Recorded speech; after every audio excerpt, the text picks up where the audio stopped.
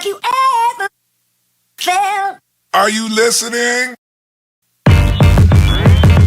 Damn. Okay, today we've got a pretty cool bug. This is kind of a mashup between like a Mega Prince, a Pat's rubber leg, a girdle bug, whatever you call it, and just been kind of messing with a few of these lately. We've got a cool reddish one, the purple and black, like a little golden stone variation. And then, let's see, a little olive one with a hot spot. Anyway, it's a pretty cool fly and really simple. We'll start out with, what hook is this? The Daiichi 1730 in size 6. So to start out with this hook, the first thing I'm going to do is just put a bunch of lead wire on it. So I think I'm going to put like 12 or 13 or 15. You can put in the comments below how many I actually put. But kind of wrap up over the bend. And this bend in the hook will make it ride, kind of curved, kind of like a stone fly. So what I'm going to do now is, I guess you could use purple thread with this if you wanted. But I'm just going to use black thread. This is 140 denier. And I'm trying out this Tiemco bobbin with the double arms as opposed to the magnetic arm one. It's pretty cool. Been tying with it for about a week now. So anyway, I'm just going to start out in front of the bead because I'm going to wrap a soft hackle in front of the bead here. So once I have about maybe a little bit less than a bead width, I'm just going to cross over that bead like that. And I'm going to lock that down. From here, I'm going to loosely wrap over those lead wires. You don't have to cover them all up. And then I'm going to work down to the bend of the hook point to tie in the tails. But to do that, I like to adjust my hook down so it gives me a lot of room to tie.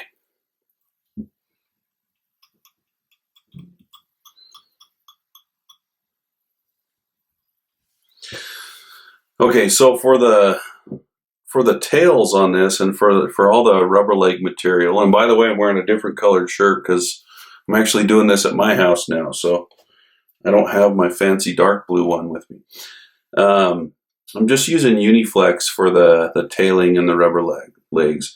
And the cool thing about this is it's probably the most consistently straight of the like Spanflex, Lifeflex, those types of materials. So I peeled off a strip. Relatively straight, curls a little bit at the ends, no big deal. So what I'm going to do is I'm going to tie in this leg so that this piece is going out a little bit over the hook shank. And the reason I do that is because I'll be able to now pull this over onto the other side, just like that. Now, if you're a perfectionist, these legs will drive you nuts, so don't even worry about it. They will kind of march to the beat of their own tune.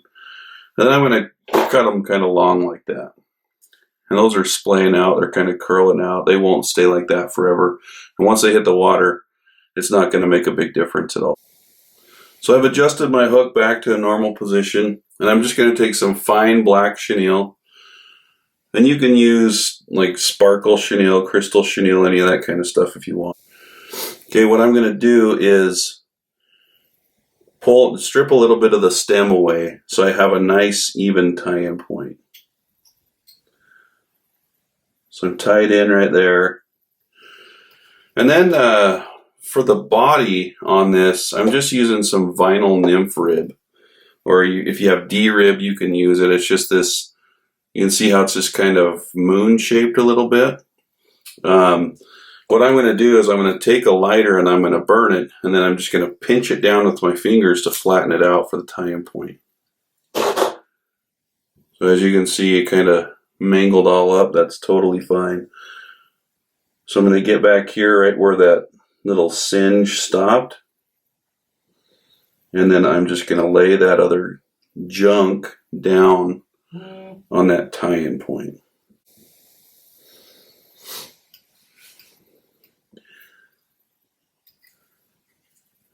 And then you can cover this up with chenille, but I do like to kind of even out the body. You know, because you're wrapping chenille, it's a pretty forgiving material.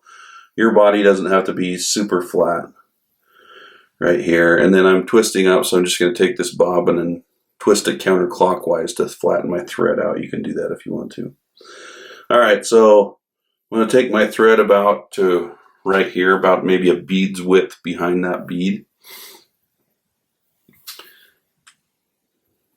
Let's see here. And then I'm just going to take this chenille and wrap it forward. And you can really gauge how thick you want this chenille to lay down. So I want this body to start getting a little bit thicker right here, so I can actually kind of wrap half wraps or even full wraps on top of itself to build up a taper with this. You'll see how that kind of just barely tapers up. I'll go to about right there.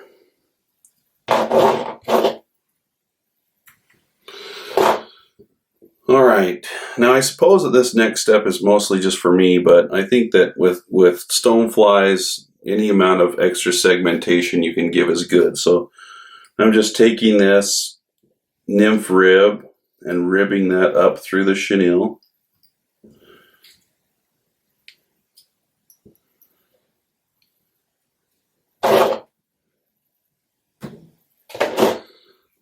Okay, so we've got a pretty simple stonefly body here. Now, this is a trick that I learned when I was working at Fish Tech in Salt Lake with Mickey Anderson. He showed me kind of a veil technique. You can do this with hare's ears, prince nymphs, pheasant tails, where you just take some ice stub like this, and you don't wad it up, you kind of preen it so it's nice and loose like this. And you just kind of pinch it around your fly. And I'm going to take two really loose wraps. See, those wraps aren't even around the dubbing quite yet. And then I'm just going to cinch it, pulling straight up, and do a few more turns. And now pull all this material back over the top of itself. And that makes a nice clump-tied veil over the top of that chenille. So maybe that's one of the reasons why I just use a plain chenille on this one. Okay, now I kind of get crazy. I want to add hot spots. I want to add a little bit of UV property. So I'm going to take some dun colored ice dub and just make a little ball of that right here. And then right behind the bead, I've been taking cinnamon colored ice dub. This cinnamon color is one of my all-time favorites.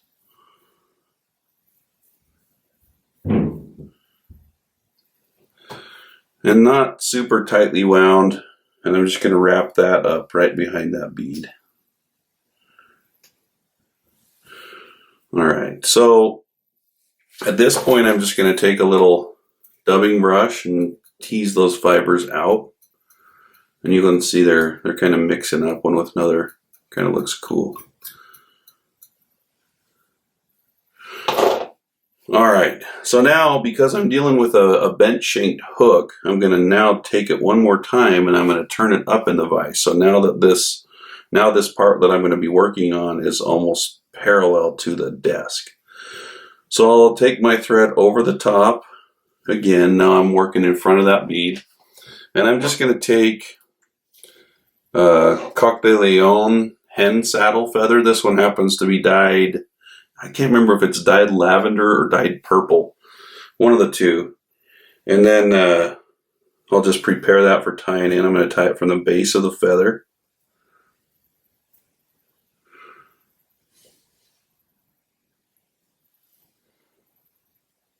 Give it a few snug wraps.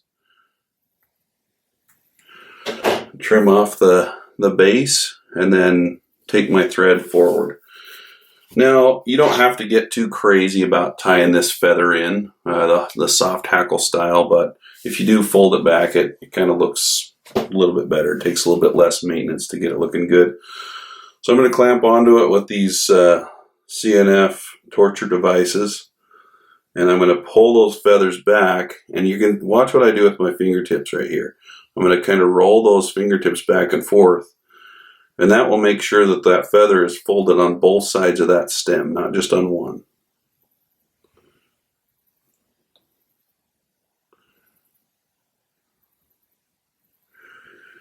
All right. So now I'm just going to take that and wrap it forward. Looks like 3 turns will make this look real nice. So I've just tied that off with 2 quick turns of thread. Now I've got quite a bit of tension on it now. And now instead of trimming this stem off, what I'm going to do now is I'm actually going to take my fingers and hold everything back, make a little head.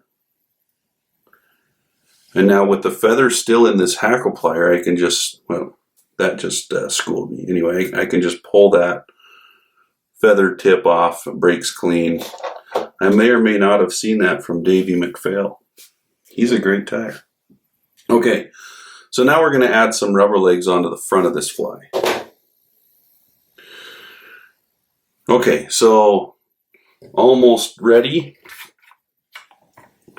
Now what I'm going to do is I'm just going to take the another piece of this rubber leg material and just loop it over like this.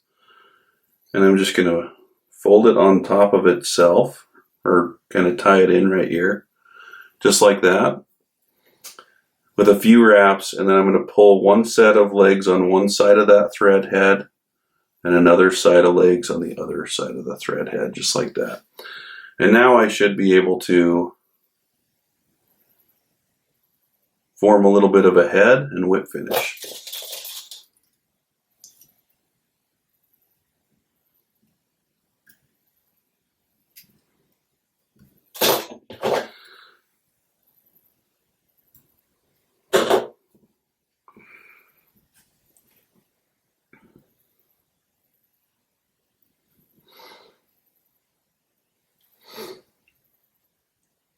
Okay, so as you can see now, we got a whole bunch of rubber legs coming off of this fly without having to kind of wrap our chenille through it like a Pat's rubber leg or a girdle bug.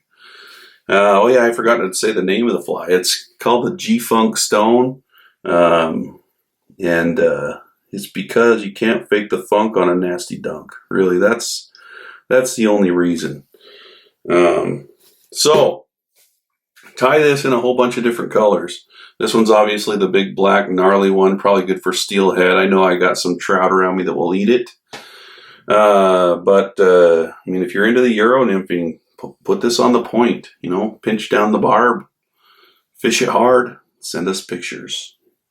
Oh yeah, by the way, all the stuff for this fly is available at store.flyfishfood.com.